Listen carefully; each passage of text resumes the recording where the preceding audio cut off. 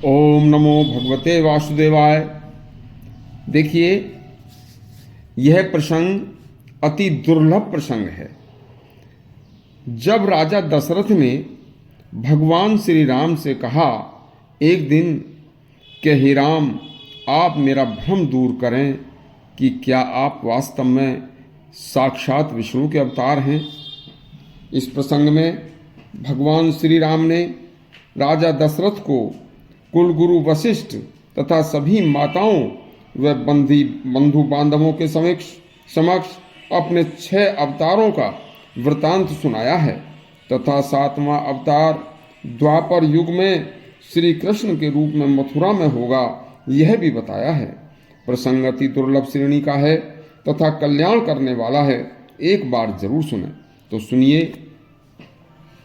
जब से श्री राम का अयोध्या में राजा दशरथ की बड़ी रानी कौशल्या की गोद में आगमन हुआ था, तब से ही राजा दशरथ के कुलगुरु महर्षि वशिष्ठ तथा उनकी राजसभा की शोभा बढ़ाने वाले बड़े बड़े विद्वान पंडित व विद्वान ब्राह्मण कहते थे कि कौशल्या की गोद में आए श्री राम साक्षात विष्णु के अवतार हैं तथा कुछ विशेष कार्यों के संपादन तथा बढ़ते हुए राक्षसों की शक्ति को समाप्त करने के लिए तथा पृथ्वी को दोबारा सतयुग जैसी बनाने के लिए अयोध्या में उन्होंने अवतार लिया है।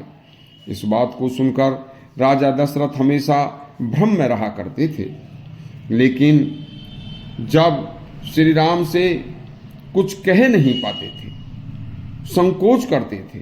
बस एक दिन राजा दशरथ ने हिम्मत करके संकोचवश कहा कि हे राम, तुम मेरा भ्रम दूर करो और बताइए कि क्या आप साक्षात श्री भगवान विष्णु के अवतार हैं।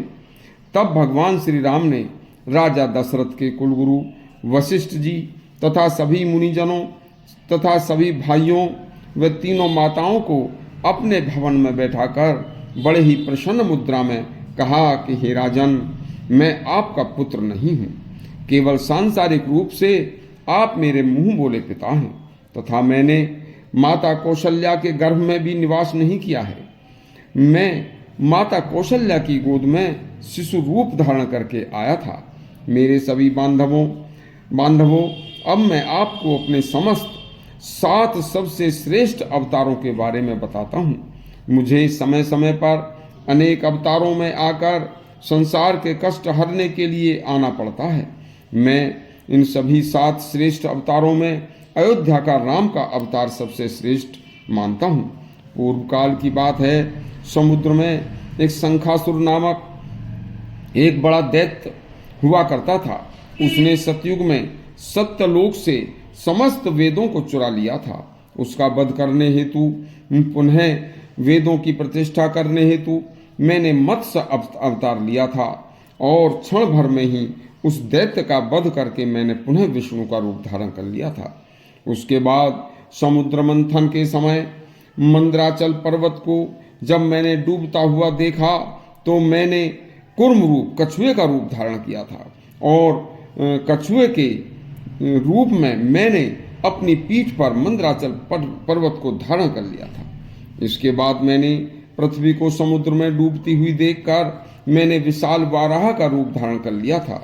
उसके बाद देखिए, भक्त प्रहलाद के वचनों की रक्षा के लिए मैंने खंबे से प्रकट होकर नरसिंह का रूप धारण किया था और पल भर में ही हिरण्यकश्यप को मार डाला था।